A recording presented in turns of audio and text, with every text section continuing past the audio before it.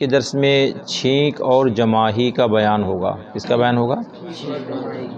چھینک اور جماہی کا بیان۔ صحیح بخاری میں ابو ہریرہ رضی اللہ تعالیٰ عنہ سے مروی کہ رسول اللہ صلی اللہ تعالیٰ علیہ وسلم نے فرمایا، اللہ تعالیٰ کو چھینک پسند ہے، اللہ تعالیٰ کو چھینک اور جماہی ناپسند ہے۔ جماہی جانتے ہیں نا جی؟ جماہی جانتے ہیں؟ ہاں، جب کوئی شخص چھینکے اور الحمدللہ کہے تو جو مسلمان اس کو سنے اس پر یہ حق ہے کہ یرحمک اللہ، یرحمک اللہ کہے۔ اور جماہی شیطان کی طرف سے ہے، جب کسی کو جماہی آئے تو جہاں تک ہو سکے اسے دفع کرے۔ کیا کرے؟ اسے دور کرے، کیونکہ جب جماہی لیتا ہے تو شیطان ہنستا ہے۔ شیطان کیا کرتا ہے؟ یعنی خوش ہوتا ہے، کیونکہ یہ کسل اور غفلت کی دلیل ہے۔ جماہی کس کی دلیل ہے؟ سستی اور غفلت کی نشانی ہے۔ ایسی چیز کو شیطان پسند کرتا ہے۔ اور صحیح مسلم کی روایت میں ہے کہ جب وہ ہاں کہتا ہے شیطان ہنستا ہے۔ حدیث نمبر 2، صحیح بخاری میں ابو ہریرہ رضی اللہ تعالیٰ عنہ سے مروی کہ رسول اللہ صلی اللہ تعالیٰ علیہ وسلم نے فرمایا، جب کسی کو چھینک آئے تو الحمدللہ کہے اور اس کا بھائی یا ساتھ والا یرحمک اللہ کہے۔ جب یہ یرحمک اللہ کہہ لے تو چھینکنے والا اس کے جواب میں یہ کہے، یہدیکم اللہ ویصلح بالکم۔ ترمذی اور دارمی کی روایت میں ابو ایوب رضی اللہ تعالیٰ عنہ سے ہے کہ جب چھینک آئے تو یہ کہے، الحمدللہ علی کل حال۔ طبرانی نے عبداللہ بن مسعود رضی اللہ تعالیٰ عنہ سے روایت کی کہ رسول اللہ صلی اللہ تعالیٰ علیہ وسلم نے فرمایا، جب کسی کو چھینک آئے تو الحمدللہ رب العالمین کہے۔ کیا کہے؟ طبرانی ابن عباس رضی اللہ تعالیٰ عنہما سے راوی کہ حضور صلی اللہ تعالیٰ علیہ وسلم نے فرمایا، جب کسی کو چھینک آئے اور وہ الحمدللہ کہے تو فرشتے کہتے ہیں رب العالمین، اور اگر وہ رب العالمین کہتا ہے تو فرشتے کہتے ہیں رحمک اللہ، فرشتے اس کے لیے دعا فرماتے ہیں۔ ترمذی نے نافع سے روایت کی کہ ایک شخص کو ابن عمر رضی اللہ تعالیٰ عنہما کے پاس چھینک آئی، اس نے کہا الحمدللہ والسلام علی رسول اللہ۔ ابن عمر نے فرمایا، یہ تو میں بھی کہتا ہوں کہ الحمدللہ والسلام علی رسول اللہ، مگر اس کے کہنے کی یہ جگہ نہیں۔ رسول اللہ صلی اللہ تعالیٰ علیہ وسلم نے ہمیں یہ تعلیم نہیں دی، ہمیں یہ تعلیم دی ہے کہ اس موقع پر الحمدللہ علی کل حال کہیں۔ ترمذی اور ابو داؤد نے ہلال بن یصاف سے روایت کی، کہتے ہیں ہم سالم بن عبید کے پاس تھے، ایک شخص کو چھینک آئی، اس نے کہا السلام علیکم، سالم نے کہا وعلیکا وعلی امکا، اسے اس کا رنج ہوا کہ مجھے ایسا جواب کیوں دیا۔ ابو داؤد کی روایت میں کہ اس نے کہا میری ماں کا آپ نے ذکر نہ کیا ہوتا، نہ اچھا نہ برا تو اچھا ہوتا۔ سالم نے کہا میں نے وہی کہا جو رسول اللہ صلی اللہ تعالیٰ علیہ وسلم نے فرمایا تھا۔ نبی کریم صلی اللہ تعالیٰ علیہ وسلم کے پاس ایک شخص کو چھینک آئی، اس نے السلام علیکم، حضور نے فرمایا وعلیکا وعلی امکا۔ جب کسی کو چھینک آئے تو الحمدللہ رب العالمین اور جواب دینے والا کہے یرحمک اللہ، اور وہ کہے یغفر اللہ لی ولکم۔ جواب سمجھ میں آیا؟ صحیح بخاری مسلم میں انس رضی اللہ تعالیٰ عنہ سے روایت ہے، کہتے ہیں کہ نبی کریم صلی اللہ تعالیٰ علیہ وسلم کے پاس دو شخصوں کو چھینک آئی، آپ نے ایک کو جواب دیا دوسرے کو نہیں دیا۔ اس نے عرض کی یا رسول اللہ صلی اللہ تعالیٰ علیہ وسلم، حضور نے اس کو جواب دیا اور مجھے نہیں دیا۔ ارشاد فرمایا اس نے الحمدللہ کہا اور تو نے نہیں کہا۔ جو چھینکے اور الحمدللہ کہے تو اس کا جواب دینا چاہیے یرحمک اللہ۔ صحیح مسلم میں ابو موسیٰ رضی اللہ تعالیٰ عنہ سے مروی کہ میں نے رسول اللہ صلی اللہ تعالیٰ علیہ وسلم کو فرماتے سنا کہ جب کوئی چھینکے اور الحمدللہ کہے تو اسے جواب دو، اور الحمدللہ نہ کہے تو اسے جواب مت دو۔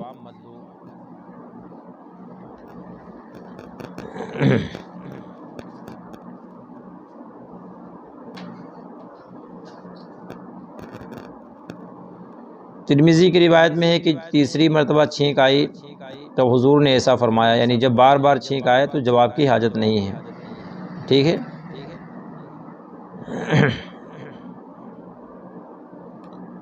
ترمذی اور ابو داؤد نے ابو ہریرہ رضی اللہ تعالیٰ عنہ سے روایت کی کہ رسول اللہ صلی اللہ تعالیٰ علیہ وسلم کو چھینک آئی تو منہ کو ہاتھ یا کپڑے سے چھپا لیتے۔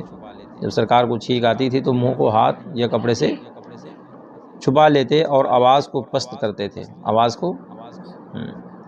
صحیح مسلم میں ابو سعید خدری رضی اللہ تعالیٰ عنہ سے راوی کہ جب کسی کو جماہی آئے تو منہ پر ہاتھ رکھ لے، کیونکہ شیطان منہ میں گھس جاتا ہے۔ شیطان کیا ہو جاتا ہے؟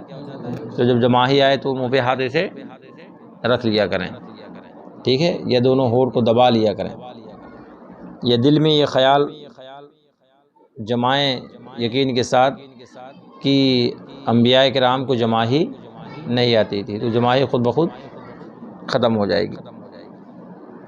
طبرانی اوسط میں انس رضی اللہ تعالیٰ عنہ سے راوی کہ رسول اللہ صلی اللہ تعالیٰ علیہ وسلم نے فرمایا، سچی بات وہ ہے کہ اس وقت چھینک آ جائے، سبحان اللہ، یعنی اگر کوئی بات ہو رہی ہو اور اگر اس وقت چھینک آ جائے تو سمجھو وہ بات کیا ہے؟ سچی ہے، اچھی ہے، نیک شگون ہے، مگر لوگ اس کو برا لیتے ہیں۔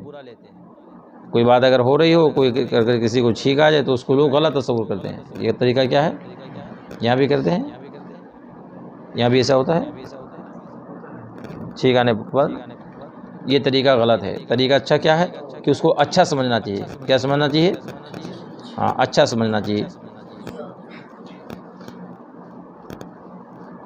اور حکیم کی روایت ابو ہریرہ رضی اللہ تعالیٰ عنہ سے یہ ہے کہ جب کوئی بات کی جائے اور چھینک آ جائے تو وہ حق ہے، وہ بات کیا ہے؟ اور ابو نعیم کی روایت انہی سے ہے کہ دعا کے وقت چھینک آ جانا سچا گواہ ہے۔ اگر دعا ہو رہی ہو، اگر چھینک آ جائے تو سمجھے کہ کیا ہے؟ دعا سچا گواہ ہے اس کے لیے، دعا کی قبولیت کے لیے۔ بیہقی نے شعب الایمان میں عبادہ بن صامت اور شداد بن اوس واصلہ رضی اللہ تعالیٰ عنہم سے روایت کی کہ رسول اللہ صلی اللہ تعالیٰ علیہ وسلم نے فرمایا، جب کسی کو ڈکار یا چھینک آئے تو آواز کو بلند نہ کرے، کہ شیطان کو یہ بات پسند ہے کہ ان میں آواز بلند کی جائے، ٹھیک ہے۔ جب چھینک آنا شروع ہو تو کوشش یہ کریں کہ آواز ہلکی رہے۔ آواز کیسی رہی؟ یا ڈکار جب آئے تو بھی کوشش کرنا چاہیے کہ آواز کیسی ہو؟ ہلکی ہو۔ اب یہاں سے مسائل کا بیان ہو رہا ہے۔ چھینک کا جواب دینا واجب ہے، چھینک کا، اور کسی کو چھینک آئے تو اس کو جواب دینا کیا ہے؟ کب واجب ہے؟ جب چھینکنے والا الحمدللہ کہے، چھینکنے والا جب، ہاں، تو چھینکنے والا جب الحمدللہ کہے تو جواب دینا کیا ہے؟ واجب ہے۔ اور اس کا جواب بھی فوراً دینا، اور اس طرح جواب دینا کہ وہ سن لے، واجب ہے۔ جس طرح سلام کے جواب میں ہے، یہاں بھی ویسا ہی ہے کہ جس کو چھینک آئے اور اگر وہ الحمدللہ کہے تو اس کا جواب یرحمک اللہ، یرحمک اللہ، کسے دیں گے؟ یرحمک اللہ، کیا کہیں گے؟ یرحمک اللہ۔ اب یہ جواب آپ نے دے دیا تو چھینکنے والا سنے، کم سے کم چھینکنے والا آپ کی آواز، یہ نہیں کہ آپ نے ایسا جواب دیا کہ چھینکنے والے کو پتہ نہ چلے۔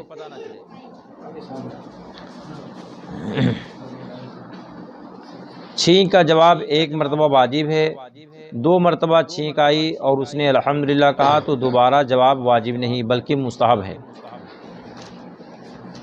اگر بار بار چھینک آتی ہے تو پہلی چھینک کا جواب کیا ہے؟ واجب ہے، اور بعد کا کیا ہے؟ مستحب ہے۔ دے گا تو ٹھیک، نہیں دے گا تو کوئی گناہ نہیں ہے۔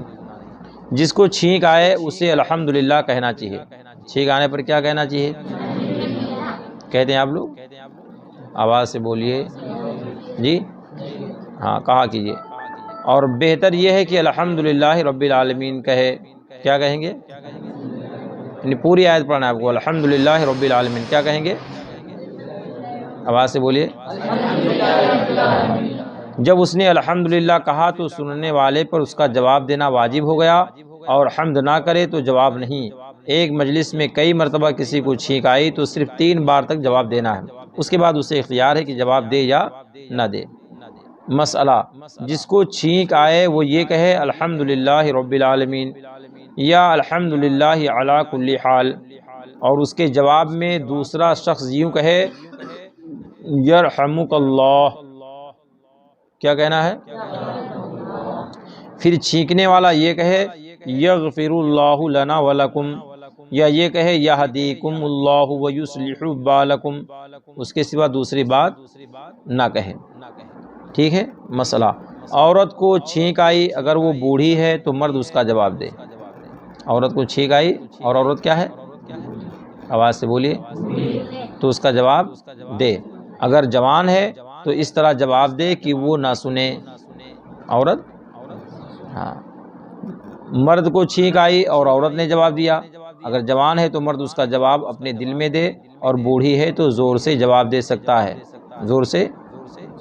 یہ میرے خیال سے یہ ان عورتوں کا حال ہے جو اس کے لیے غیر محرم ہیں۔ کیا ہیں؟ اگر محرم ہے تو جواب دے سکتا ہے،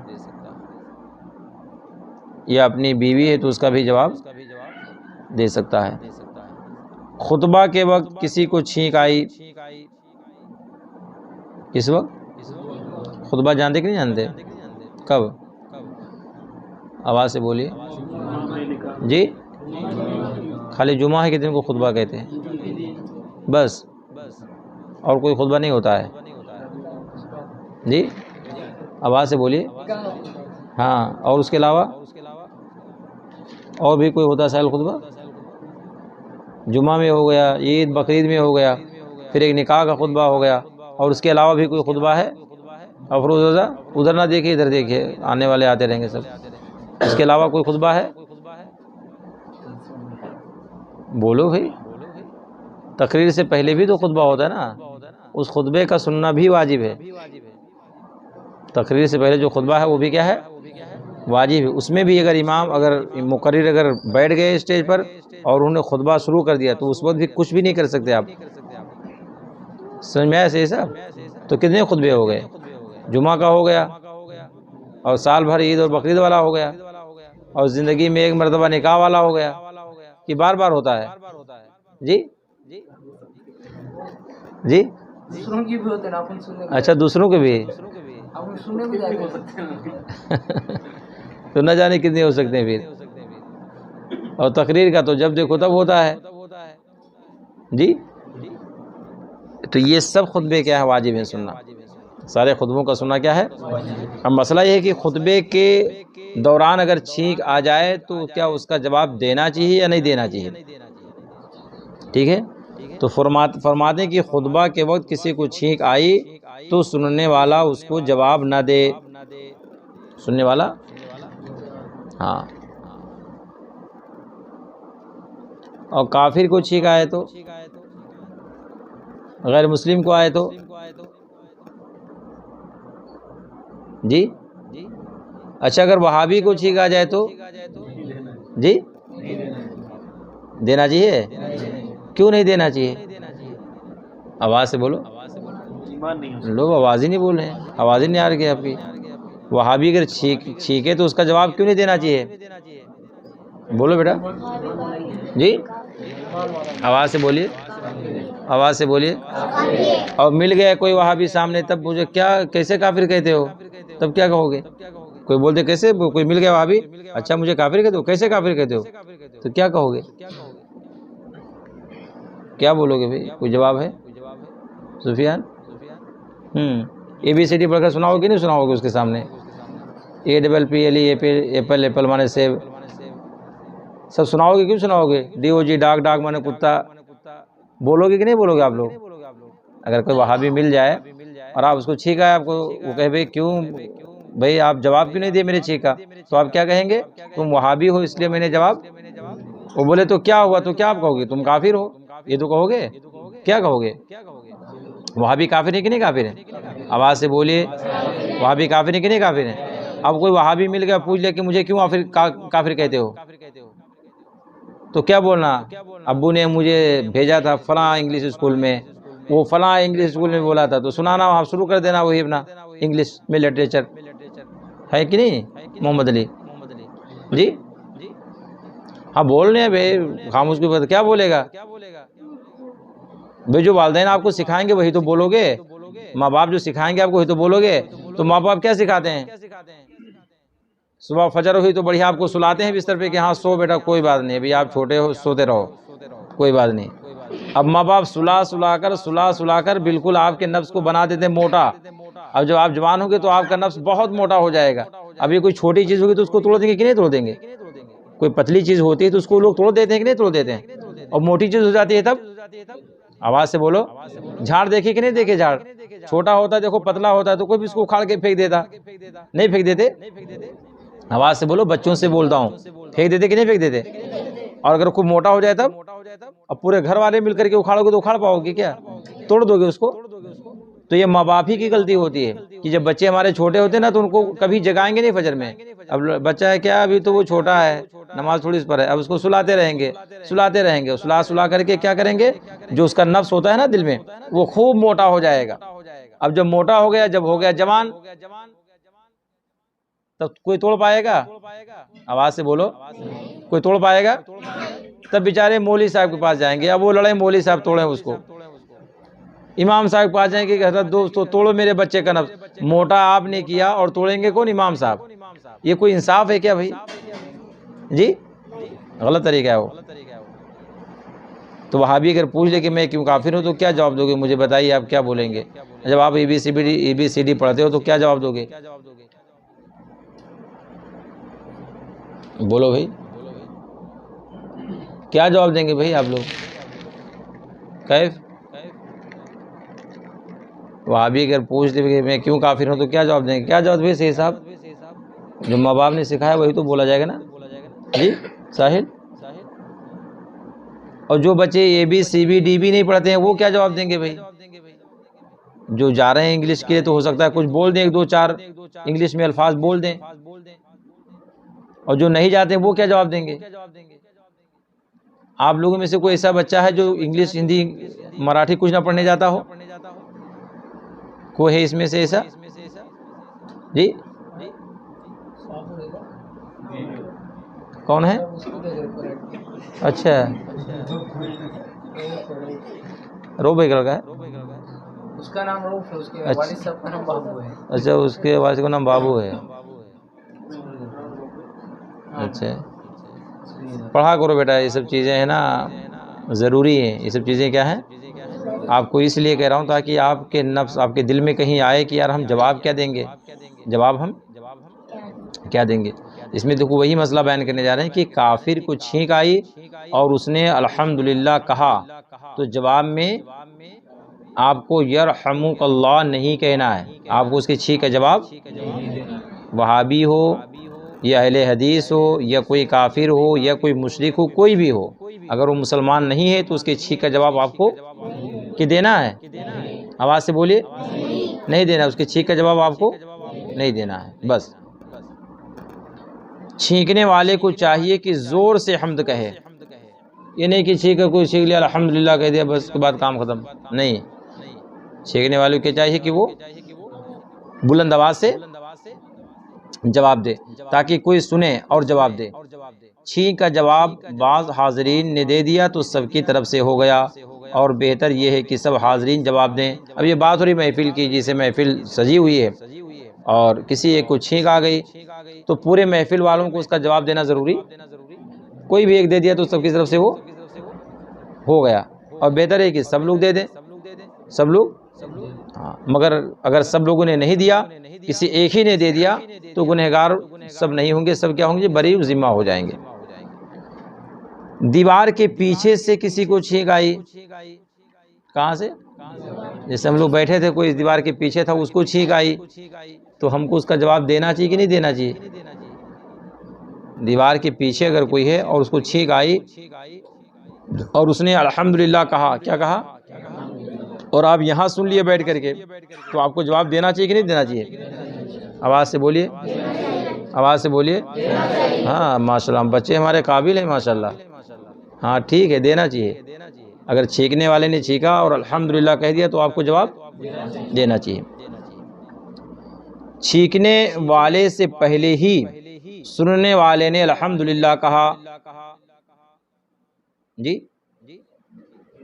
چھینکنے والے نے چھینکا اور ابھی وہ الحمدللہ نہیں کہا تھا کہ سننے والے نے پہلے ہی الحمدللہ کہہ دیا، حالانکہ طریقہ کیا ہے کہ چھینکنے والا الحمدللہ کہے. کون کہے؟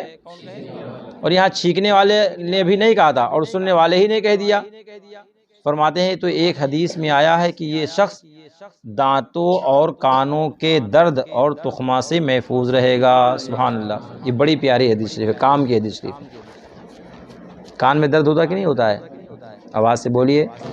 دانتوں میں درد ہوتا کہ نہیں ہوتا؟ اور بدہضمی بھی ہوتی ہے. تو بدہضمی والوں کے لیے بہت بہترین نسخہ ہے یہ. سرکار فرماتے ہیں کہ اگر کسی کو چھینک آئی اور اس کے جواب دینے سے پہلے ہی الحمدللہ وہ کہہ لے تو 3 چیزوں سے بھی محفوظ رہے گا. وہ کن چیزوں سے؟ کان کے درد سے محفوظ رہے گا، دانتوں کے درد سے محفوظ رہے گا، اور بدہضمی سے محفوظ رہے گا. کس سے؟ اس سے بدہضمی بھی نہیں ہوگی اور کان اور دانت میں اسے درد نہیں ہوگا انشاءاللہ تعالی. کس کو نہیں ہوگا؟ آواز سے بولیے. جس کو چھینک آئی اس کے الحمدللہ کہنے سے پہلے الحمدللہ کہنے والے کو یہ 3 بیماریاں نہیں ہوں گی. اور ایک حدیث میں ہے کہ کمر کے درد سے محفوظ رہے گا. سبحان اللہ. کس کے درد سے؟ تو کہنا چاہیے کہ نہیں کہنا چاہیے؟ اس کے چھینک کا انتظار نہیں کرنا چاہیے کہ جب وہ الحمدللہ کہے تو میں جواب دوں. نہیں، کسی کو چھینک آئی آپ خود بخود کہہ دیجیے الحمدللہ رب العالمین، تو یہ آپ کو ثواب اللہ پاک عطا فرمائے گا. یہ مسئلہ آپ کو معلوم ہے کہ نہیں معلوم ہوا؟ آواز سے بولیے. تو بولیں گے الحمدللہ رب العالمین کہ نہیں بولیں گے آپ لوگ؟ کب بولیں گے؟ آواز سے بولیے. ہاں. چھینک کے وقت سر جھکا لے اور منہ چھپا لے.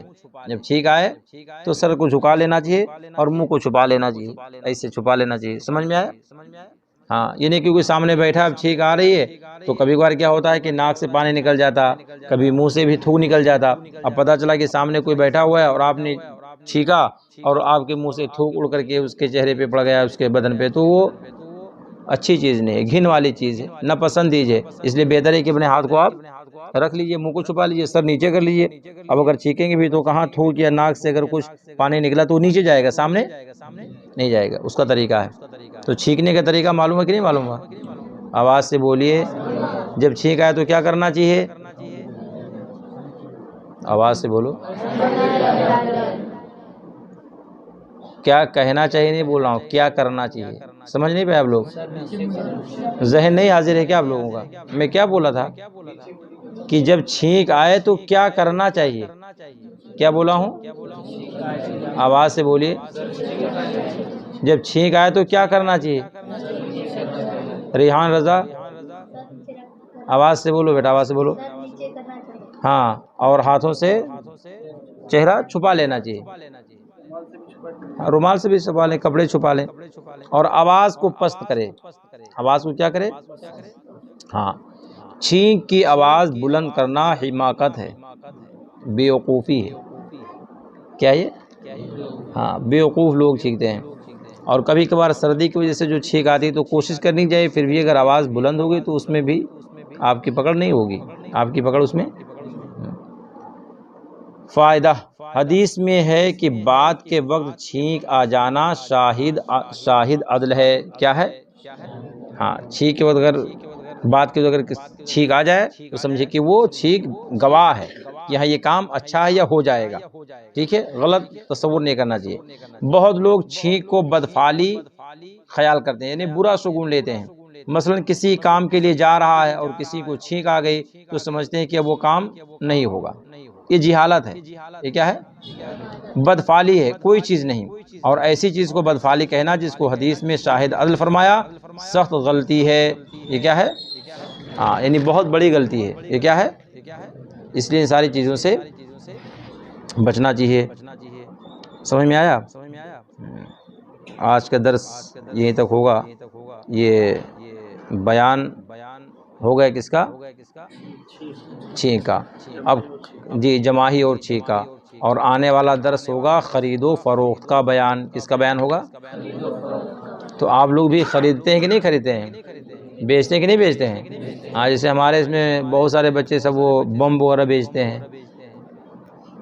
ہے نا. خریدتے بھی آپ لوگ کہ نہیں خریدتے ہو؟ اور پھوڑتے بھی ہو، ہے نا. تو آنے والے درس میں اس کا بیان ہوگا، کیا چیز خریدنا چاہیے اور کیسے خریدنا چاہیے، کیسے بیچنا چاہیے. سمجھ میں آیا؟ تو سب لوگ شرکت کریں گے کہ نہیں کریں گے؟ ہاں انشاءاللہ تعالی۔ وآخر دعوانا الحمدللہ رب العالمین۔ اب عرس حامدی کی تقریب ہوگی انشاءاللہ تعالی۔ کس کی تقریب ہوگی؟ آج سے ہمارے ایک ناظری پیش کریں گے، اور اس کے بعد میں 2-3 شعر میں بھی پڑھوں گا انشاءاللہ تعالی۔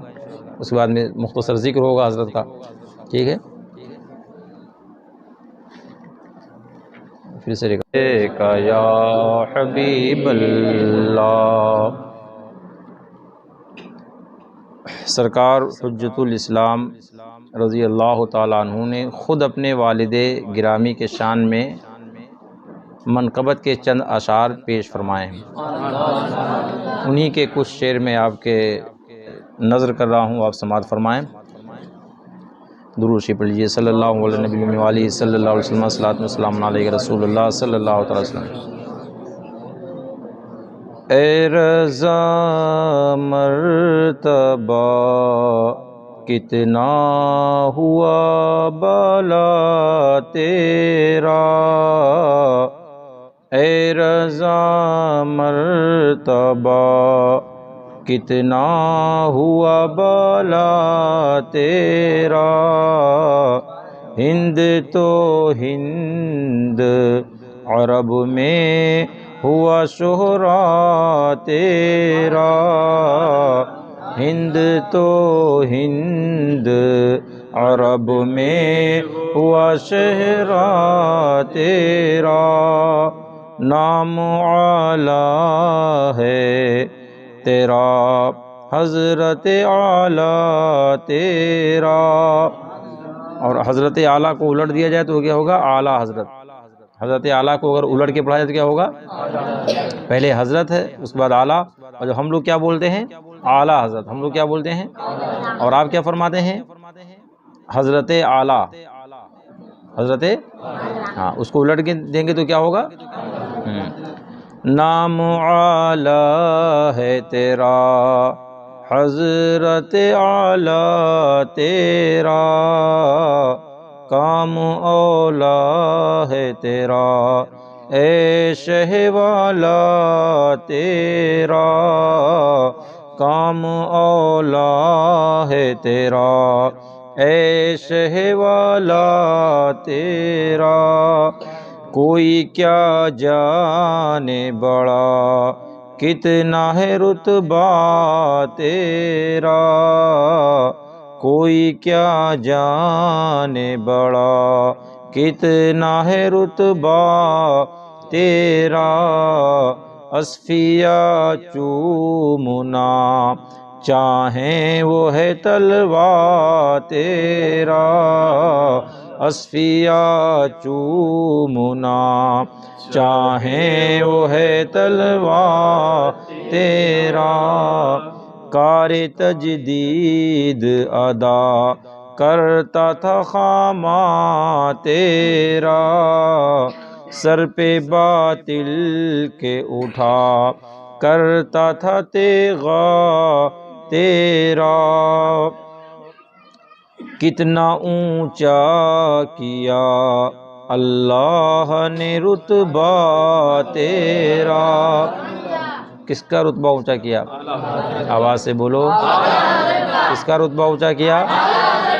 علامہ حجت الاسلام فرماتے ہیں کتنا اونچا کیا اللہ نے رتبہ تیرا، غوث اعظم کو کیا آقا و مولا تیرا، غوث اعظم کو کیا آقا و مولا تیرا، تجھ کو اللہ نے ہر فضل عطا فرمایا، یہ فرماتے ہیں ہر فضیلت اللہ پاک نے آپ کو عطا فرمائی۔ سبحان اللہ، کس کو عطا فرمایا تھا؟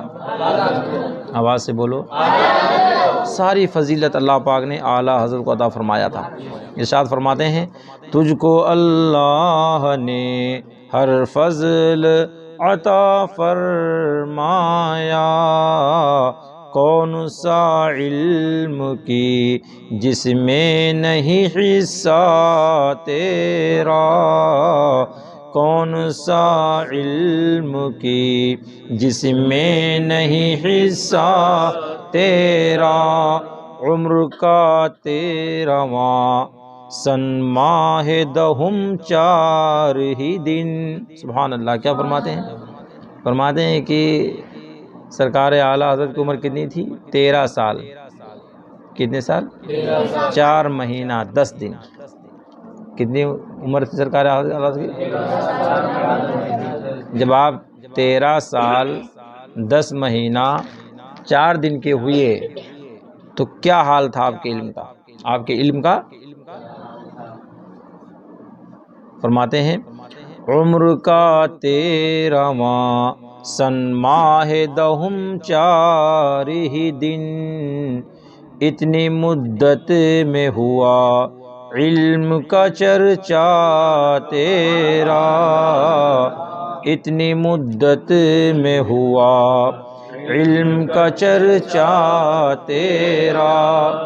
اور کیسے علم کا چرچا تھا کہ ایک صاحب رامپور سے فتویٰ لینے کے لیے آپ کے پاس آئے، آپ کے والد کے پاس۔ کس کے پاس؟ اعلیٰ حضرت کے والد کا نام کیا تھا؟ علامہ نقی علی خان۔ کیا نام تھا؟ آواز سے بولیے۔ علامہ نقی علی خان نام تھا۔ کیا تھا؟ زمانے سے بریلی شریف کی اہمیت اور وہاں کے علم کا چرچا اعلیٰ حضرت کے دادا کے زمانے سے تھا۔ بڑے بڑے دور دور سے لوگ آتے تھے آپ کے بارگاہ میں فتویٰ لینے کے لیے۔ تو رامپور کے ریاست رامپور کے جو نواب تھے انہوں نے ایک مسئلہ پوچھوایا اور وہ صاحب 2-3 لوگ جواب لینے کے لیے آئے بریلی شریف اعلیٰ حضرت کے والد کی بارگاہ میں۔ کس کی بارگاہ میں؟ جب اعلیٰ حضرت کے والد کے بارگاہ میں پہنچے تو انہوں نے کہا بھئی دیکھو مفتی صاحب موجود ہیں، آپ جا کر کے فتویٰ لے لو۔ کیا کہا؟ آواز سے بولو۔ علامہ نقی علی خان علیہ رحمہ نے فرمایا کہ دیکھو مفتی صاحب بیٹھے ہوئے ہیں، تشریف فرما ہے، ان سے جا کر کے آپ فتویٰ لے لو۔ وہ حضرات گئے وہاں کمرے میں اور اس کے بعد لوٹ آئے، کمرے میں داخل ہوئے اور لوٹ آئے۔ کہا کیا ہوا؟ کہا وہاں کوئی مفتی وغیرہ نہیں ہے، وہاں کوئی مفتی نہیں، ایک چھوٹا سا بچہ وہاں بیٹھا ہوا ہے، باقی تو وہاں کوئی مفتی نہیں ہے۔ تو اعلیٰ حضرت کے والد نے فرمایا وہی ہمارے یہاں کے مفتی ہیں۔ کیا فرمایا؟ وہی ہمارے یہاں کے۔ کون؟ 13 سال کا بچہ۔ کتنے سال کا بچہ؟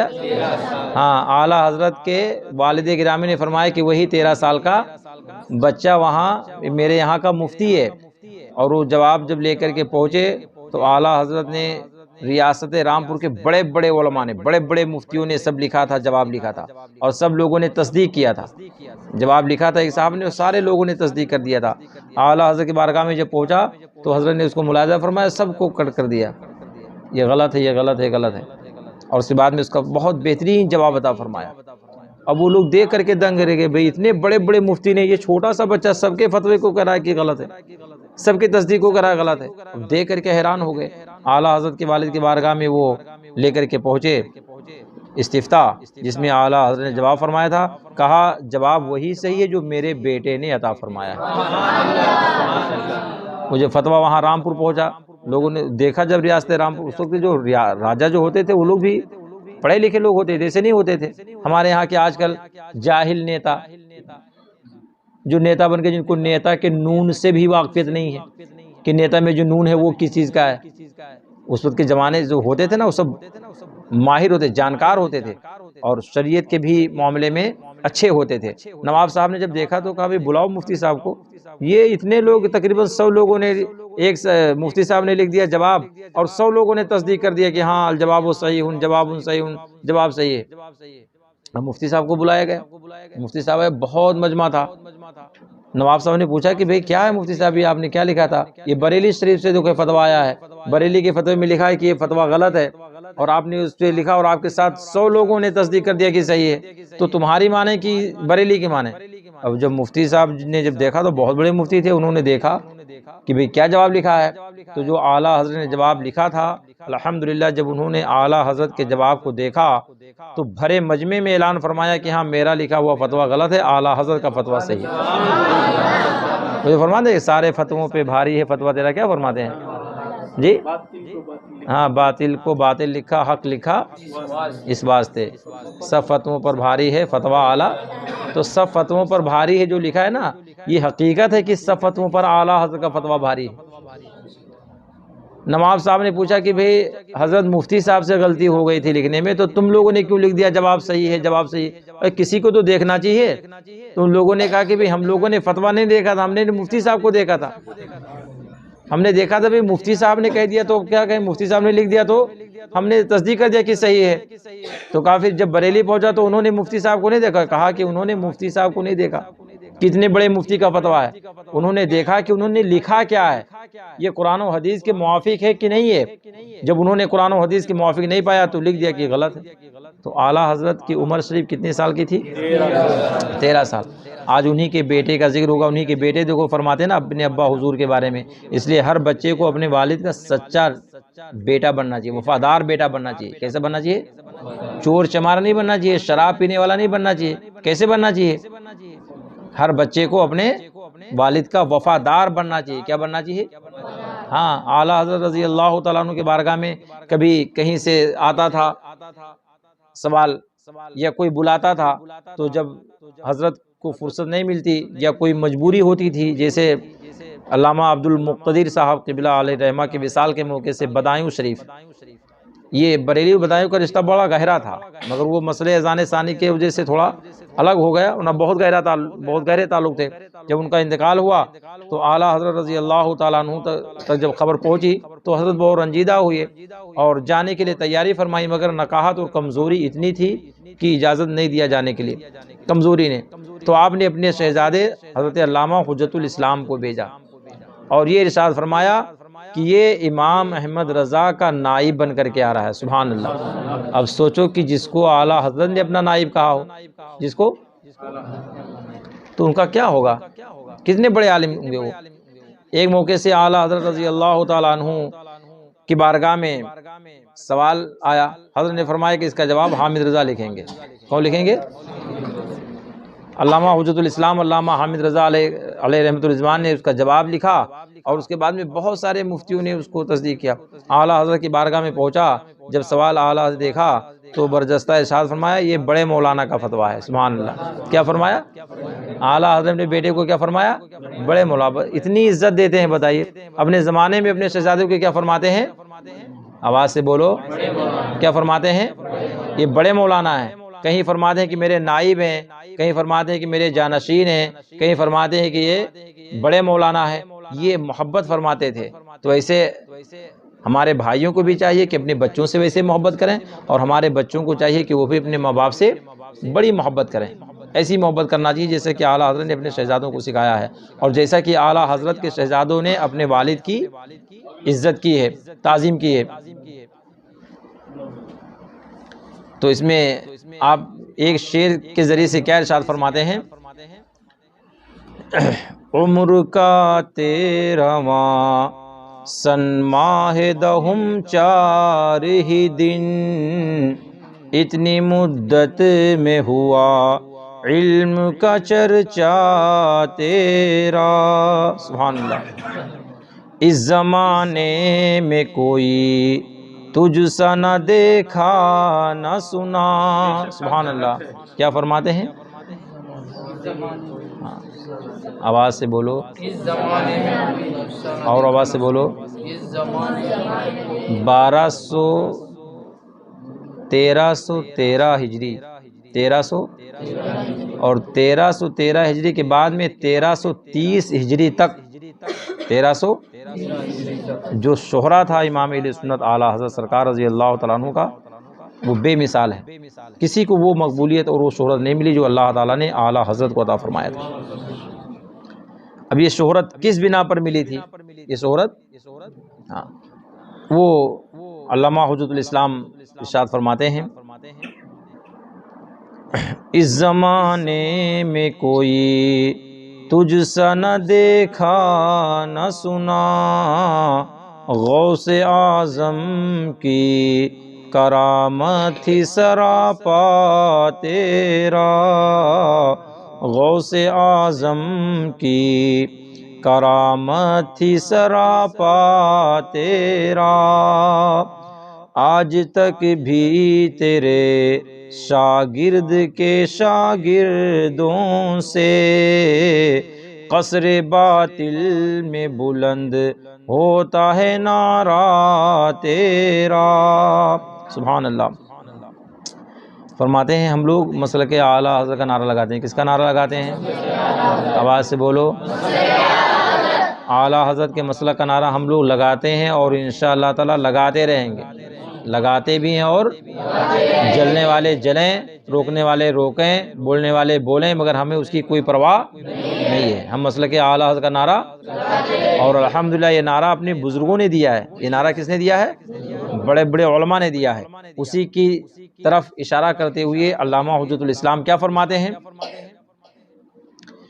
مسلک حق کی ضمانت ہے تیرا نام رضا۔ شروع میں مسلک اور آخر میں کیا ہے؟ رضا۔ بیچ سے اگر نکال دیا جائے تو کیا ہو جائے گا؟ مسلک رضا، مسلک، اور یہی مسلک رضا مسلک اعلیٰ حضرت ہے۔ مسلک حق کی ضمانت ہے تیرا نام رضا، شان تحقیق ادا کر گیا خامہ تیرا، شان تحقیق ادا کر گیا خامہ تیرا، مصطفیٰ کا تیرے خادم تیرے حامد کا غلام، مصطفیٰ کا تیرے خادم تیرے حامد کا غلام، خوشتر بندے دربار ہے تیرا تیرا، خوشتر بندے دربار ہے تیرا تیرا۔ درود شریف پڑھ لیجیے۔ اللہم صلی علی سیدنا مولانا محمد معدن الجود والکرم وعلی بارک وسلم، صلاۃ و سلام علیک رسول اللہ صلی اللہ تعالیٰ علیہ وسلم۔ اللہ تعالیٰ اپنی مقدس کلام پاک میں ارشاد فرماتا ہے، انما یخشی اللہ من عبادہ العلماء، اللہ تعالیٰ کے بندوں میں سے اللہ تعالیٰ سے ڈرنے والے علماء ہوتے ہیں۔ کون ہوتے ہیں؟ ہاں، آج یہ 17 جمادی الاول کی شب ہے۔ اسی شب میں اعلیٰ حضرت کے بڑے شہزادے، اعلیٰ حضرت کے جن کا نام کیا ہے؟ آواز سے بولیے، آواز سے بولیے۔ اور ان کا لقب کیا ہے؟ حجت الاسلام۔ ان کا لقب کیا ہے؟ رضی اللہ تعالیٰ عنہ۔ دنیا سے اسی تاریخ میں تشریف لے گئے تھے، دنیا سے آپ اسی، آج ہم ان کا ذکر کرنے کے لیے بیٹھے ہوئے ہیں۔ اللہ تعالیٰ کی بارگاہ میں ہم دعا کرتے ہیں کہ اللہ تعالیٰ سرکار حجت الاسلام کے فیض و برکات سے ہمیں اور آپ کو سب کو مالا مال فرمائے۔ سرکار حجت الاسلام رضی اللہ تعالیٰ عنہ سن 1292 1392 نہیں 1292 ہجری میں پیدا ہوئے تھے۔ کتنی ہجری میں؟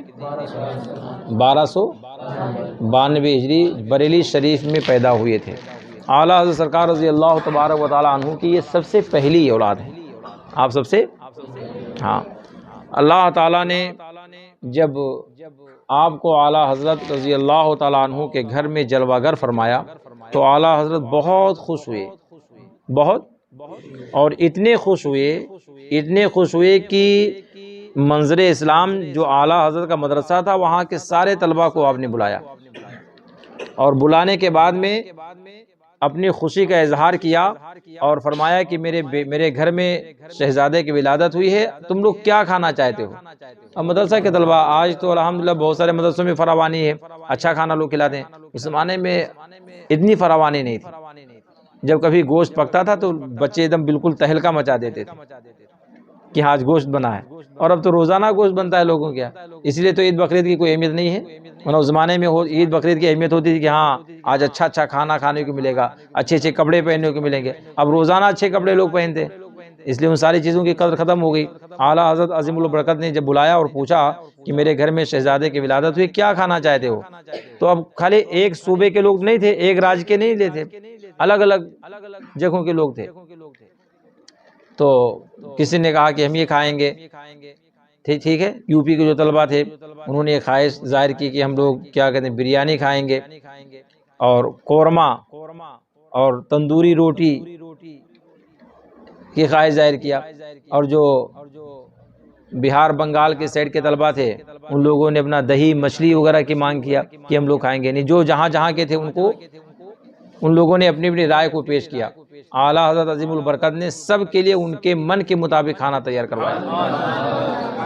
اور جو خاص، جیسے بہت سارے شاگرد عام ہوتے ہیں، کچھ خاص لوگ ہوتے ہیں، کچھ لوگ، تو اعلیٰ حضرت نے ان تمام طلباء کو جو سرکار اعلیٰ کے بہت خاص تھے، قریب کے تھے، ان کے لیے بہترین کپڑا سلوایا تھا، جبہ شریف سلوایا تھا۔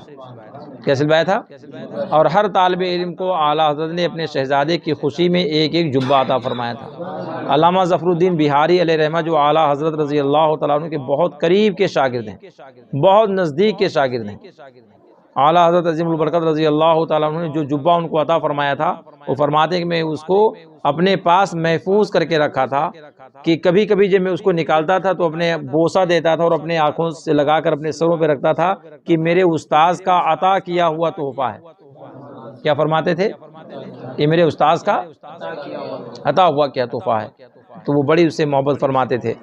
آپ کی ولادت بسعادت کے بعد میں پوری تعلیم شروع سے لے کر کے آخر تک اپنے والد ماجد اعلیٰ حضرت عظیم البرکت رضی اللہ تبارک و تعالی عنہ سے آپ نے سیکھا اور پڑھا، اور بہت ہی کم وقت میں اپنے وقت کے بہت بڑے عالم دین پیدا ہوئے، بہت بڑے عالم دین بن گئے۔ یہاں تک کہ جب اعلیٰ حضرت عظیم البرکت کی بارگاہ میں لوگ باہر سے عریضہ پیش کرتے کہ حضور آپ ہمارے یہاں تشریف لائیے، یہاں وہابیوں سے مناظرہ ہوگا، یہاں فلاں کام ہوگا، یہاں فلاں کام ہوگا، تو اعلیٰ حضرت اپنی مصروفیات کی وجہ سے یا کسی شرعی مجبوری کی وجہ سے اگر نہ جا سکتے تو علامہ حامد رضا خان کو اپنا نائب بنا کر کے وہاں بھیجا کرتے تھے۔ چنانچہ کلکتہ سے ایک مرتبہ یہ خبر آئی کہ یہاں پر فلاں وہابی آیا ہوا ہے اور اس سے مناظرہ کی تاریخ اور اس کا ٹائم متعین کر دیا گیا ہے، لہذا حضور آپ تشریف لائیں۔ اعلیٰ حضرت نے اپنے شہزادے علامہ حجت الاسلام کو بھیجا اور حضرت صدر الشریعہ علیہ رحمہ کو بھیجا، اور یہ دونوں حضرات پہنچے وہاں پر جب تو کلکتہ نہیں، یہ رنگون کا واقعہ، کہاں کا واقعہ ہے؟ رنگون کا واقعہ ہے۔ تو وہ پہلے سب اسی میں تھا، انڈیا میں تھا رنگون، اب تو وہ آ گیا برما میں آ گیا۔ بہرحال وہاں جب پہنچے تو جیسے، اور یہ اشرف علی تھانوی تھا، وہابیوں کا بہت بڑا پیشوا اشرف علی تھانوی تھا۔ جب اس نے سنا کہ یہاں پر کیا کہتے ہیں اعلیٰ حضرت کے شہزادے حجت الاسلام آ رہے ہیں اور ان کے شاگرد صدر الشریعہ مفتی امجد علی اعظمی آ رہے ہیں، تو وہ وہاں سے چپکے سے بھاگ آیا۔ یہ لوگ یہاں سے پہنچے رنگون کہ وہ وہاں سے بھاگ کر کے کشتی کے راستے سے کہاں گیا؟ کلکتہ پہنچ گیا۔ جب آپ لوگ وہاں پہنچے تو پتہ چلا کہ وقت تاریخ پر وہاں کوئی ہے ہی نہیں، وہاں کوئی، تو اللہ تعالیٰ نے ایسی جلالت، ایسی وجاہت اور ایسا علم عطا فرمایا تھا کہ لوگ آپ کو دیکھ کر کے دنگ اور حیران رہ جاتے تھے، ایسا علم تھا۔ ایک مرتبہ آپ گئے جامعہ ملیہ اسلامیہ دہلی، بہت بڑی یونیورسٹی ہے دہلی میں، دلی میں، حضرت وہاں تشریف لے کر کے گئے کسی موقع سے، تو ایک میٹنگ رکھی گئی آپ کی آمد کے موقع سے، میٹنگ ہوئی، دعا ہوئی، پھر اس کے بعد میں کچھ احباب نے کہا کہ حضور آپ تشریف لائیں تو کچھ معائنہ آپ تحریر فرما دیں رجسٹر پر، آپ اب اس کو ہمارے یہاں وزٹ بولتے ہیں، وزٹ رجسٹر ہوتا ہے کہ کوئی باہر سے آتا ہے تو اس پہ لکھوا لیا جاتا ہے، کچھ تاثر آپ تحریر فرما دیجئے۔ فرما دیں کہ 8-10 سطر حضرت نے عربی میں تحریر فرما دیا۔ کس میں؟ عربی میں تحریر فرما دیا۔ اب وہ اتفاق سے آپ کے وہاں جانے کے بعد میں وہ رجسٹر ہی غائب ہو گیا، کیا ہو گیا؟ پھر حضرت سے ان کی ملاقات ہوئی، ان لوگوں نے تو کہا کہ حضور وہ آپ نے جو لکھا تھا وہ غائب ہو گیا، مل نہیں رہا ہے، تو میری خواہش ہے ہم لوگوں کی کہ آپ پھر تحریر فرما دیں۔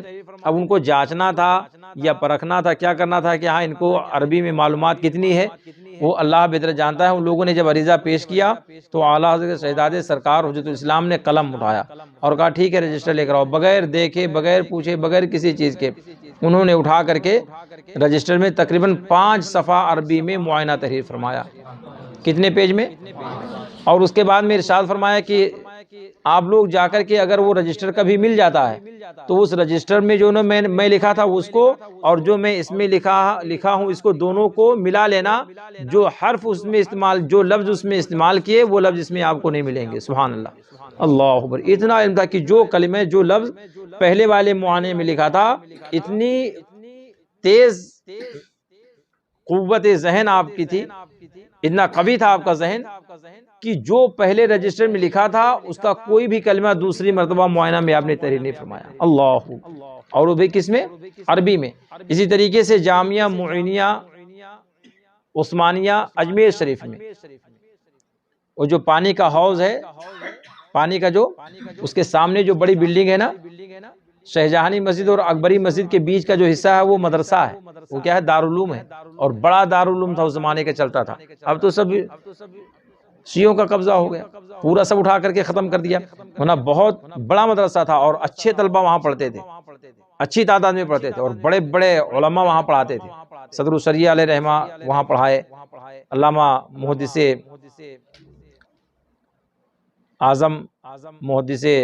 اعظم پاکستان حضور حافظ ملت، حضور مجاہد ملت، صدر العلماء، بڑے بڑے اولیاء اکرام، بڑے بڑے علماء نے وہاں جا کر کے علم حاصل کیا۔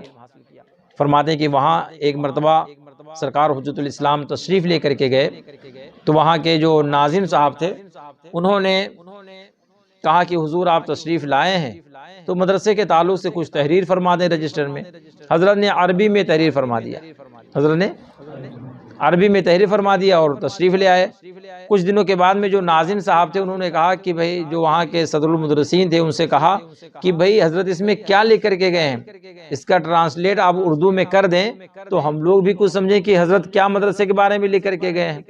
فرماتے ہیں جب حضرت نے اٹھایا مولانا صاحب نے تو اس کو پڑھا اور اس کے بعد میں کچھ لکھتے، اس کے بعد میں پھر ڈکشنری اٹھاتے، لغت اٹھاتے، اس میں دیکھتے معنی پھر لکھتے۔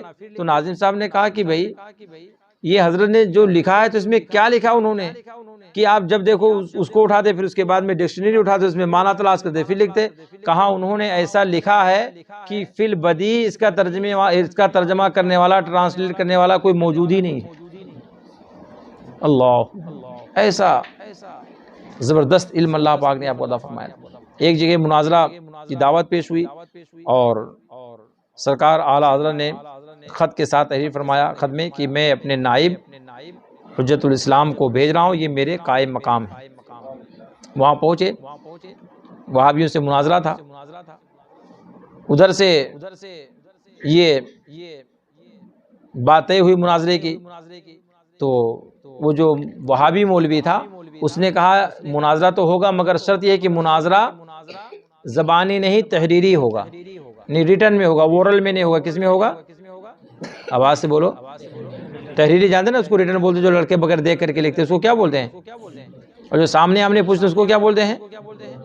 تو کہا اورل نہیں بلکہ ریٹن ہے، تحریری میں ہوگا۔ مقابلہ کس میں ہوگا؟ تحریری میں ہوگا، اور عربی میں ہوگا۔ کس میں ہوگا؟ کہا ٹھیک ہے مجھے شرط منظور ہے۔ علامہ حجت الاسلام علیہ رحمہ نے فرمایا کہ مجھے یہ شرط منظور ہے، اور آپ نے ایک شرط فرمائی کہ ٹھیک ہے مجھے تو یہ منظور ہے مگر میری ایک شرط ہے کہ مناظرے کے جواب میں جو عربی کے لفظ استعمال کیے جائیں گے، حرف، وہ بغیر نقطے کے رہیں گے، ایک بھی نقطہ والا حرف نہیں آنا چاہیے۔ اللہ، جب ادھر سے یہ لے جا کر کے پہنچے وہاں اور دیا وہابی مولوی کیونکہ دیکھو ٹھیک ہے تمہاری شرط انہوں نے قبول کر لی ہے مگر ان کی بھی ایک شرط ہے کہ مناظرہ تو ہوگا عربی میں مگر عربی ایسی استعمال کی جائے گی جس میں نقطے جو بغیر نقطے کے ہوں گے۔ یہ جب سنا تو اب اس کی تو حالت خراب، اس کی حالت خراب ہوئی کہ بھئی اب تو یہ بڑا مسئلہ ہے، بغیر نقطے کے جواب کیسے دیا جائے گا، کون سے حرف استعمال کریں گے بغیر نقطے کے؟ ان کو کیا تھا، یہ ناز تھا کہ عربی میں ہم کو اچھی مہارت ہے، ہمیں عربی میں اچھی مہارت ہے، میرے سامنے کوئی نہیں ٹک پائے گا۔ مگر قربان جاؤ اعلیٰ حضرت کے شہزادے پر، جن کے والد کا عالم یہ رہا ہو کہ 13 سال 10 مہینے کی عمر میں اتنے بڑے دقاق عالم ہو گئے ہوں، ان کے بارگاہ سے پڑھنے والا جو شاگرد پیدا ہوگا تو کیا معمولی ہوگا؟ ان کی شان یہ تھی کہ بڑے بڑے عرب کے جو علماء آتے تھے تو اعلیٰ حضرت کے شہزادے علامہ حجۃ الاسلام ان سے عربی میں ایسی فصیح گفتگو فرماتے تھے کہ انہیں یہ محسوس نہیں ہوتا تھا کہ ہاں یہ کوئی عجم کا رہنے والا ہے یا کوئی عرب کا رہنے والا ہے۔ یہاں تک کہ ایک ملک شام سے بہت بڑے عالم دین تشریف لائے، ان سے تقریباً 2-2.5 گھنٹے عربی میں امام اہل سنت کے شہزادے علامہ حجۃ الاسلام نے عربی میں گفتگو فرمائی۔ وہ گئے یہاں سے تو وہ دیکھ کر کے دنگ ہو گئے، کہنے لگے مجھے ایسا محسوس ہوتا تھا کہ وہ ہندوستان کا نہیں کوئی عرب کا رہنے والا ہے، اس کی پیدائش ہندوستان کی نہیں، وہ عربیوں نسل ہے، لگتا ہے کہ عربی میں اس کی پیدائش، عرب میں اس کی پیدائش ہوئی، جو اس طریقے سے فی البدیہہ عربی بول رہا تھا۔ فرماتے میں نے ہندوستان کے چپے چپے میں حامد رضا جیسا کوئی عربی بولنے والا نہیں دیکھا۔ سبحان اللہ، اتنا آپ کو علم عطا فرمایا۔ آپ عرب شریف میں جب گئے حضرت علامہ سعید بالبصیل علیہ رحمت الرضوان کی جو درسگاہ تھی مکہ شریف میں، بہت بڑے زبردست عالم دین تھے اس زمانے کے، آپ ان کی بارگاہ میں حاضر ہوتے تھے اور ان کی بارگاہ میں درس میں بیٹھتے تھے۔ ان کا درس اردو ہندی میں نہیں ہوتا تھا، فی البدیہہ عربی میں ہوا کرتا تھا۔ کس میں ہوتا تھا؟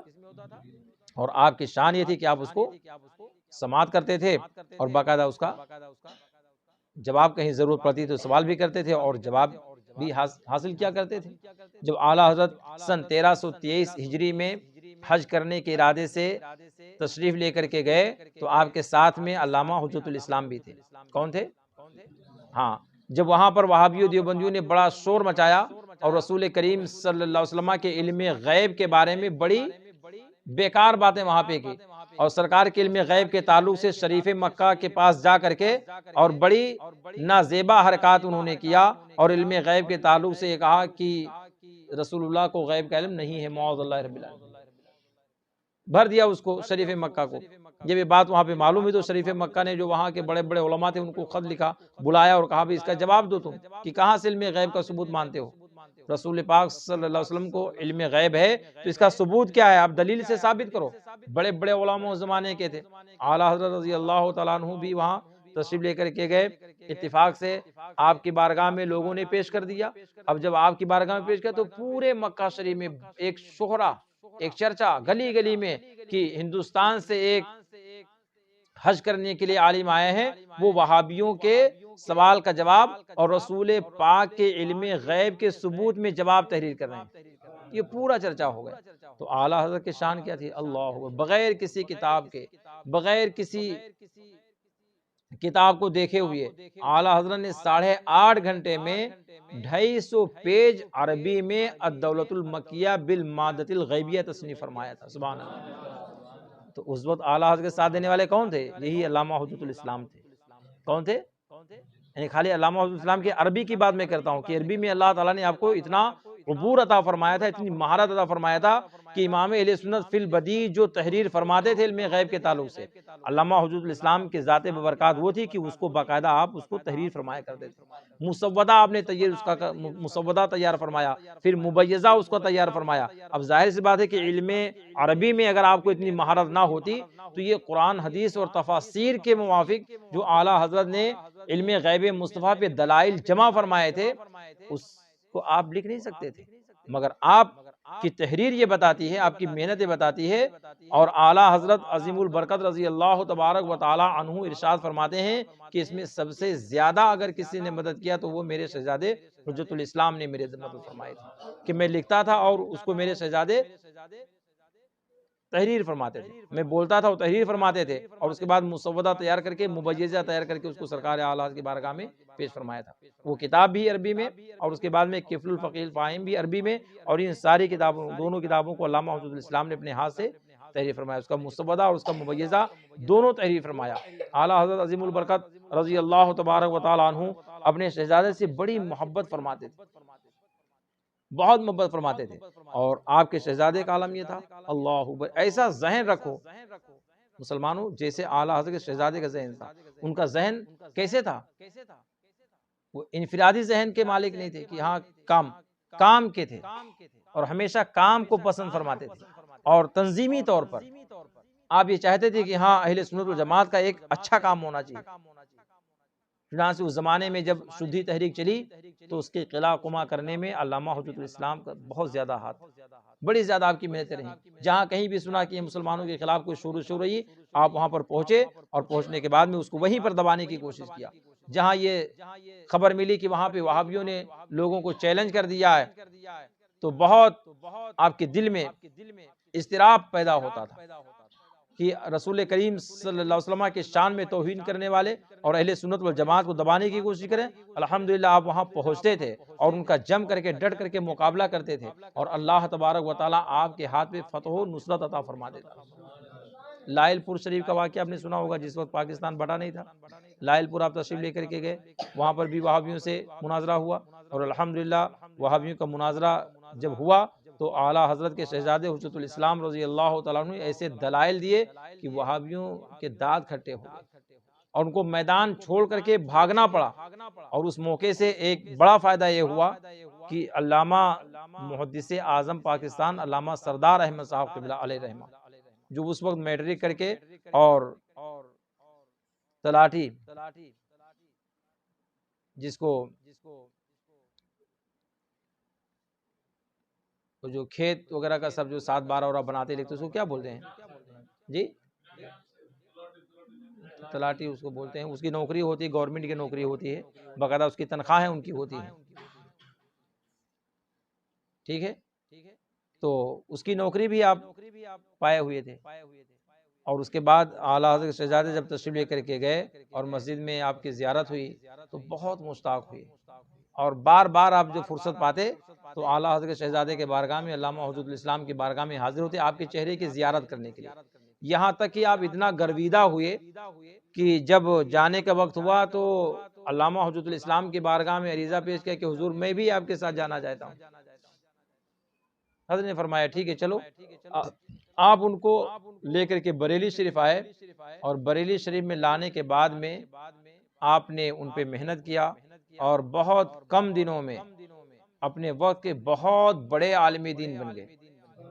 علامہ سردار احمد صاحب قبلہ اپنے وقت کے اب اتنے بڑے عالم دین بن گئے کہ اعلیٰ حضرت کا جو مدرسہ تھا منظر اسلام، اس منظر اسلام کے وہ پرنسپل بنے۔ سرکار مفتی اعظم کا جو مدرسہ منظر اسلام تھا اس میں آپ عہدے صدارت پر فائز رہے، اور دونوں مدرسوں میں رہ کر کے آپ نے خوب دین و سنیت کی خدمت انجام دی۔ یہ کرم کس کا تھا؟ علامہ حجت الاسلام علیہ رحمت الرضوان کا تھا، اور ایسے مضبوط ہے کہ کیا مجال کی کہ وہ کوئی وہابی دیوبندی کوئی صلح کلی آپ کے بارگاہ میں آ سکے۔ اب یہ بہت تفصیل طلب ہوگا، ایک چیز آپ کے سامنے پیش کر کے پھر گفتگو ختم کرتا ہوں۔ درود شریف پڑھ لیجیے، اللہم صلی علی سیدنا مولانا محمد معدن الجود والکرم علیہ وآلہ وسلم۔ ایک بار آپ بنارس تشریف لے گئے، کہاں؟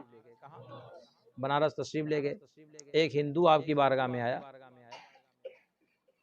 وہ کیسا تھا؟ لا ولد تھا، اس کی کوئی اولاد، بہت پریشان ہوا، بہت دوا علاج مگر کچھ فائدہ نہ ہو۔ اس نے سنا کہ یہاں بریلی شریف سے ایک بڑے مولانا آتے ہیں، تو چلو انہی کے بارگاہ میں جائیں گے، کچھ کہیں گے، روئیں گے، گائیں گے، ان کا کرم اگر ہو گیا تو اللہ پاک صاحب اولاد بنا دے گا۔ وہ حضرت کی بارگاہ میں آیا اور اپنے بات رکھی تو حضرت نے ارشاد فرمایا اگر تم اسلام قبول کر لو تو میں دعا کروں گا لڑکا ہوگا تم کو۔ اس نے کہا پہلے ہوگا تب اسلام قبول کریں گے، وہ بھی بڑا ہوشیار تھا۔ تو حضرت نے فرمایا اسلام قبول کر لو اور 2 لڑکے تمہارے ہوں گے اور دونوں کا نام یہ رکھنا، سبحان اللہ۔ ابھی ہوئے نہیں ہیں، ابھی کیا فرما رہے ہیں کہ تم اسلام قبول کر لو، تم کو 2 لڑکے اللہ پاک عطا فرمائے گا، فلاں کا نام یہ ہوگا، فلاں کا نام یہ ہوگا۔ وہ چلا گیا اور کچھ دنوں کے بعد میں اس کے یہاں لڑکے کی ولادت ہوئی، کچھ دنوں کے بعد اس کے یہاں لڑکوں کی ولادت ہوئی، اور اس لڑکے کے بعد میں دوسرے بیٹے کی ولادت ہوئی تو حجت الاسلام علیہ رحمت الرضوان کی بارگاہ میں آیا اور وہ اپنے باطل دھرم سے توبہ کر کے اور مذہب اسلام کو قبول فرما لیا۔ یہ کس کی دعاؤں کی برکت تھی؟ آواز سے بولیے۔ اور نہ صرف یہ کہ ہاں دعا کر دیں گے اللہ تمہیں کوئی اولاد فرماتے ہیں کہ لڑکا ہوگا، کیا فرما رہے ہیں؟ اور ایک نہیں بلکہ اور دونوں کے نام یہ ہوں گے۔ ایک مرتبہ گئے ہوئے تھے بنارس، اتفاق سے انہی کے وہ تو انتقال کر گئے، ان کے بڑے صاحبزادے نے دعوت دی حضرت کی۔ اب دعوت لینے کے بعد میں گھر میں بیچارے وہ سامان وغیرہ رکھ کر کے کھانے کا انتظار کرنے لگے کہ حضرت اب آئیں گے، کھائیں گے، اب آئیں گے، کھائیں گے، اب کھائیں گے، اور یہاں لوگوں کی جمع غفیر، بڑی بھیڑ لوگوں کی ملاقات کرنے کی، اپنی فریادیں رکھنے کی۔ اب جب یہاں سے فرصت ملے تو وہاں جائیں، وہاں تو وعدہ ہو چکا تھا۔ اب یہاں چونکہ جو فریادی تھے حضرت کی بارگاہ میں، ان کی فریاد سنتے سنتے سنتے سنتے کچھ دیر ہو گئی۔ جب دیر ہو گئی تو وہاں جب پہنچے تو دیکھا کہ وہاں ان کے گھر کا دروازہ بند ہے۔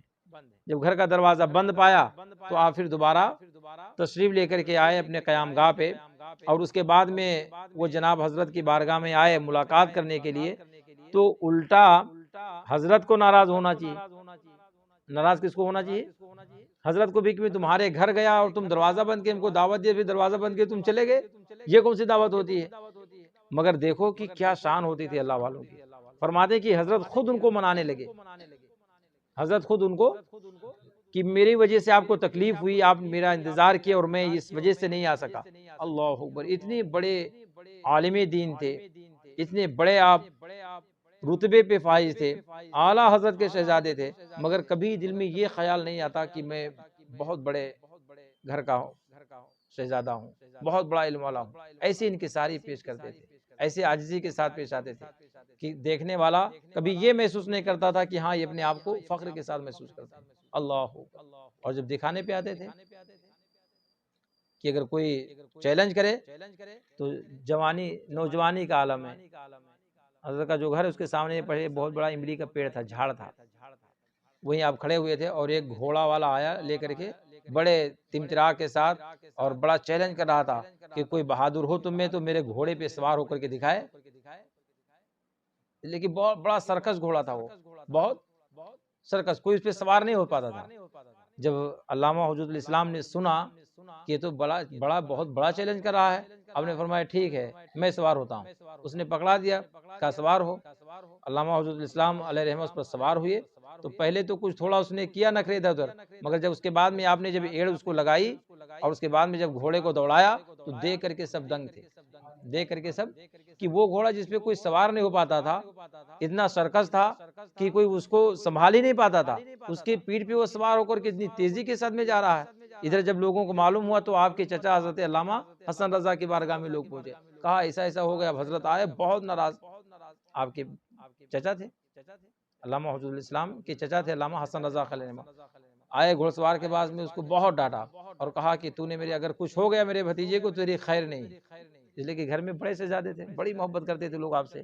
فرمایا اگر میرے بھتیجے کو کچھ ہوا تو تیری خیر نہیں۔ ابھی آپ یہ ڈانٹ ہی رہے تھے کہ ادھر سے دیکھے کہ علامہ حجت الاسلام گھوڑے کو دوڑاتے ہوئے آ رہے ہیں، صحیح سلامت آ رہے ہیں۔ تو علامہ حجت الاسلام رضی اللہ تعالیٰ عنہ کی شان یہ تھی کہ اللہ پاک نے آپ کو ہر چیز میں مہارت عطا فرمائی تھی۔ اور آج کے بچوں میں کوئی گھوڑ سواری آتی ہے؟ اور یہ سیکھنا چاہیے۔ کسی کو شہ سواری آتی ہے؟ نہیں، اس زمانے میں آتی تو کیوں نہ ہو کہ اعلیٰ حضرت کے دادا جو تھے نا علامہ رضا علی خان، انہوں نے 1000 گھوڑے رکھے تھے انگریزوں سے لڑنے کے لیے۔ کتنے گھوڑے رکھے تھے؟ تو وہ سب پہلے سے ان کے ہاں تھا، ایسا نہیں کہ کوئی نئی بات رہی، سب الحمدللہ شہزادے تھے اور اللہ پاک نے ان کو بہت عطا بھی فرمایا تھا۔ کوئی چھوٹی موٹی ذات کے مالک، کوئی غریب گھرانے کے نہیں تھے، اللہ پاک نے بہت عطا فرمایا تھا، مالدار تھے۔ ان کا ایک شہرہ تھا، ایک اثر تھا ان کا، اور جہاں رہتے تھے الحمدللہ ہمیشہ اپنی شان و شوکت کے ساتھ میں رہا کرتے تھے۔ علامہ حجت الاسلام رضی اللہ تبارک و تعالی عنہ کی والدہ ماجدہ کا جب وصال ہوا تو حضرت نے فرمایا کہ 2 پتھر لے کر کے آؤ۔ کیا فرمایا؟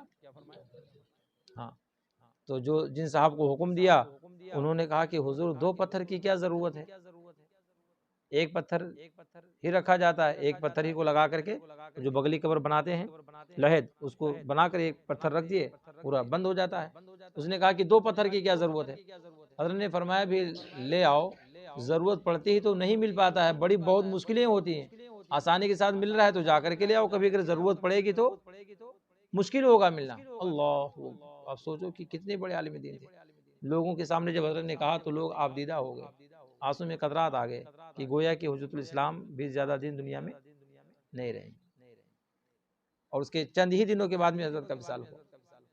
امی جان کے چند دنوں کے بعد میں حضرت کا جب وصال ہوا، اور جو علامہ حجت الاسلام نے فرمایا تھا کہ بہت مشکل ہوتی ہے تلاش کرنے میں، نہیں مل پاتا ہے، فرماتے ہیں کہ ہم لوگوں نے بہت پریشانی کے بعد میں ہم نے پتھر تلاش کیا، پتھر نہیں مل سکا، ہم لوگ بہت تلاش کے مگر بڑی پریشانی اٹھانے کے بعد میں پتھر ملا۔ آپ سوچیے کہ یعنی اعلیٰ حضرت کے شہزادے سرکار حجت الاسلام ابھی بحیات ہیں، مگر انہیں معلوم ہے کہ ہاں میری بھی وفات قریبی میں ہو جائے گی، اور پتھر تلاش کرنے میں بڑا مشکل مسئلہ پیش آئے گا، اس لیے آپ نے پہلے ہی فرمایا تھا کہ یہاں پتھر کا انتظام کر لو۔ یہ سب علمی گھرانے تھے اور اللہ والے تھے، بڑے بڑے علماء تھے، جن کا ظاہر جیسے تھا ویسے ان کا باطن تھا۔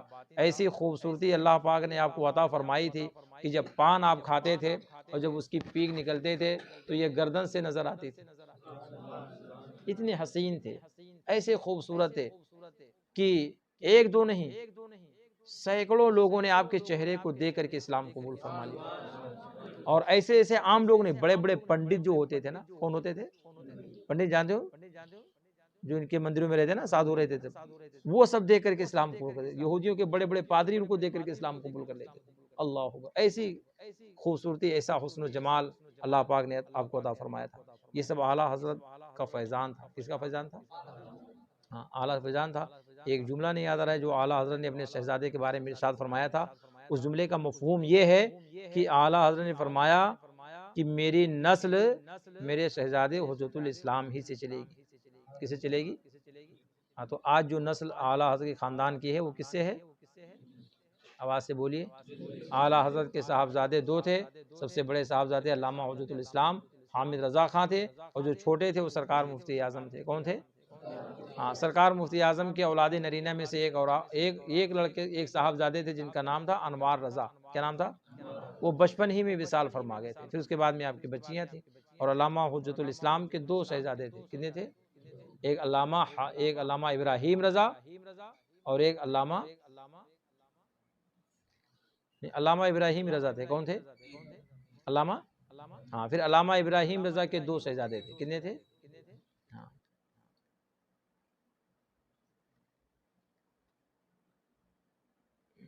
انہی کو دو شہزادے، یعنی حجت الاسلام رضی اللہ تعالیٰ عنہ کو دو شہزادے کتنے تھے؟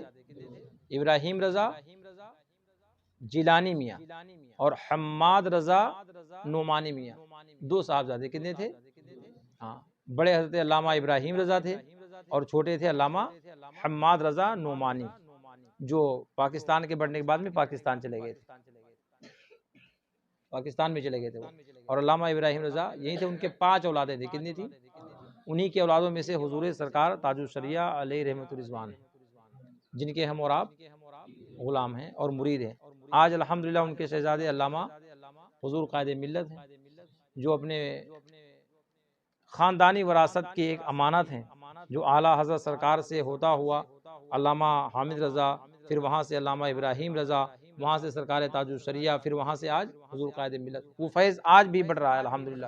اور وہ خوبصورتی جو اللہ پاک نے عطا فرمایا تھا علامہ حامد رضا کو، آپ نے بھی دیکھا اور سنا ہوگا کہ ہم اور آپ کے پیر و مرشد کو کتنے غیر مسلموں نے دیکھ کر کے اسلام قبول کر لیا، اور بالکل آپ پرتو تھے علامہ حجت الاسلام کے۔ کیا تھے؟